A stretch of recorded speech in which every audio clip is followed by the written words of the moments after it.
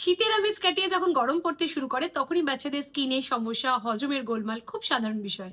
High friends, Bengali baby cat talk টুটোতে আপনাদের সকলকে স্বাগত। শীত বিদায় নিয়ে গরম পড়তে শুরু করেছে। এই সময়টা কিন্তু বড়দের জন্যই কষ্টকর, আর ছোট্ট সোনাদের জন্য তো আরো বেশি চ্যালেঞ্জিং। ঘামাচি, র্যাশ, হজমের সমস্যা এই সময় ঘরে ঘরে লেগেই থাকে। আজকের ভিডিওতে আমি আপনাদের সাথে শেয়ার করব এই সিজন চেঞ্জের সময় বাচ্চাদের স্কিন কেয়ার এবং আদর্শ খাবার রুটিনটা ঠিক কেমন হওয়া উচিত। পুরো ভিডিওটা শেষ পর্যন্ত দেখুন, কারণ ভিডিও শেষে থাকছে একটা বিশেষ টিপস।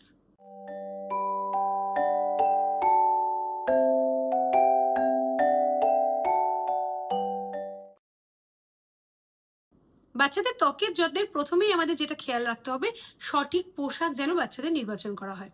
কারণ বাচ্চারা এমনিতেই খুব ছটপটে হয়, আর এই ওয়েদারে কিন্তু বাচ্চাদের একদম ঢিলা ঢালা সুতির পোশাক পরিয়ে রাখতে হবে। কোনো সিনথেটিক বা সিল্কের কাপড় কিন্তু এই সময় একদম বাচ্চাদের পরাবেন না। সিনথেটিক কাপড় বা মোটা কাপড়ে ঘাম জমে থাকার কারণে কিন্তু বাচ্চাদের র্যাশ বা ঘামাচি হওয়ার প্রবল সম্ভাবনা থাকে।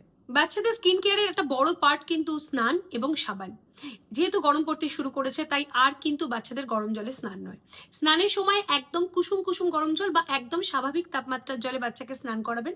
এবং স্নানের সময় স্নানের জলে যদি কয়েক ফোঁটা নিম পাতার রস এই সিজনে ফেলে দেন, তাহলে কিন্তু বাচ্চা এই সিজনটা পুরো জীবাণুমুক্ত থাকে এবং ঘামের যে দুর্গন্ধটা এই সময় তৈরি হয় সেটাও কিন্তু চলে যায়। এই সময় বাচ্চার ত্বকের আর্দ্রতা বজায় রাখতে খুব কড়া সাবান ব্যবহার না করে একদম মাইল্ড সাবান বাচ্চার স্কিনে ব্যবহার করা উচিত।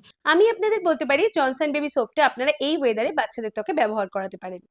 এর মধ্যে রয়েছে মিল্ক প্রোটিন, শিয়া বাটার এবং টার্মারিক, যেটা বেবি স্কিনকে ময়শ্চারাইজ করতে হেল্প করে এবং এটা কিন্তু হাইপো অ্যালার্জেনিক, তাই ফুসকুড়ি বা জ্বালা সৃষ্টি করে না।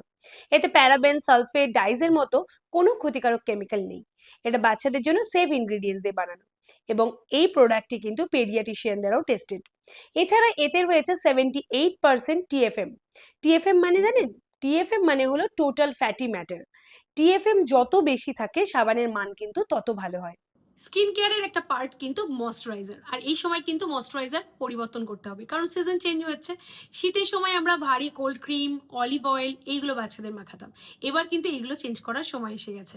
এই গরমের শুরুতে বাচ্চার ত্বকে একদম ওয়াটার বেসড বা হালকা কোনো বেবি লোশন ব্যবহার করুন। যেহেতু এই ওয়েদারে আমরা তেলের ব্যবহার কমাচ্ছি, তাই আমি এমন একটা লোশন আমার মেয়ে স্কিনে ব্যবহার করি যার মধ্যে নারকেল তেল রয়েছে। আমি আমার মেয়ে স্কিনে ব্যবহার করি জনসন বেবির এই লোশনটা। এতে নারকেল তেলের সাথে গ্লিসারিন, অ্যালোভেরা এবং ভিটামিন বি5 থাকে, যেটা বাচ্চার স্কিনকে আর্দ্র এবং হাইড্রেট রাখতে সাহায্য করে। এটা বেবি সেফ ইনগ্রিডিয়েন্টস দিয়ে বানানো। এতে প্যারাবেন, সালফেট এবং ডাইজের মতো কোনো ক্ষতিকারক কেমিক্যাল নেই।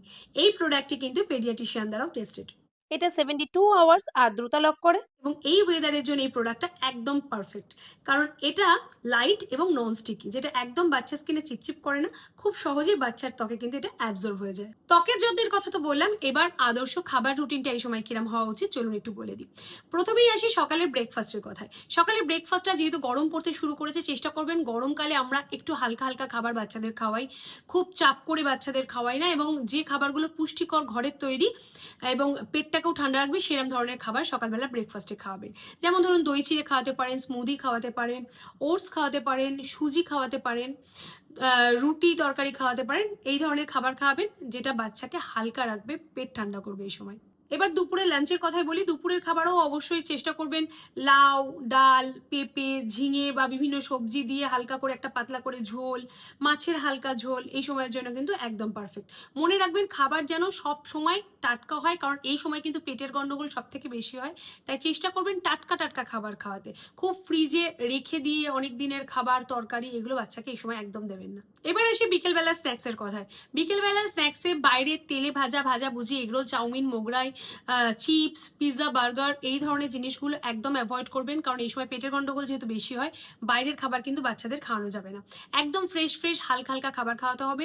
বিকেলবেলা যদি পারেন শশা খাওয়াতে পারেন, মুড়ি দিতে পারেন বাচ্চাকে, হালকা ফলের রস দিতে পারেন, যেমন ধরুন এই সময় তরমুজের রস পেটটা ঠান্ডা করবে, ডাবের জল, ছাতুর শরবত এই ধরনের জিনিসগুলো বাচ্চাকে বিকেলবেলা খাওয়াতে পারেন।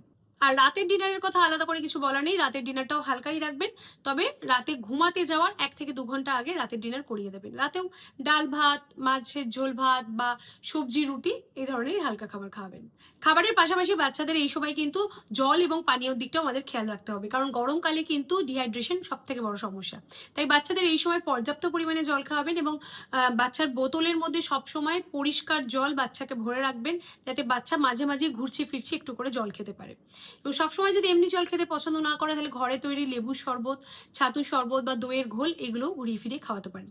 এবার যে বিশেষ টিপস বা সতর্কতার কথা বলবো সেটা হলো, এই সময় কিন্তু খুব তাড়াতাড়ি খাবার নষ্ট হয়ে যায়। তাই চেষ্টা করবেন বাচ্চাকে একদম টাটকা টাটকা খাবার খাওয়াতে, বাসি খাবার খাওয়াবেন না এবং খুব বেশিক্ষণ বাচ্চার খাবার বাইরে ফেলে রাখবেন না।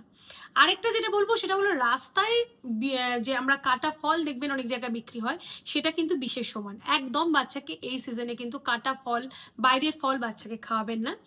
যদি দেখেন বাচ্চার ডায়রিয়ার মতো সমস্যা হচ্ছে, বমি পায়খানা হচ্ছে বা গায়ে র্যাশ বেরোচ্ছে অতিরিক্ত, একদম দেরি না করে ডাক্তারের কাছে নিয়ে যাবেন। মনে রাখবেন প্রতিটা শিশুই কিন্তু আলাদা। যদি আপনার বাচ্চার বিশেষ কোনো অ্যালার্জি থাকে, তাহলে অবশ্যই ডাক্তারের পরামর্শ মেনে চলবেন। ভিডিওটা ভালো লাগলে লাইক করে দেবেন এবং কমেন্ট করে জানাবেন আপনার বাচ্চার গরমের প্রিয় ফল কোনটি। এইরকম আরো অনেক বেবি কেয়ার রিলেটেড ইনফরমেশন বা টিপস জানার জন্য আমার চ্যানেলটিকে সাবস্ক্রাইব করে রাখুন। ভালো থাকবেন, সুস্থ থাকবেন, বাচ্চাকেও সুস্থ রাখবেন। আজকে যাই, টাটা।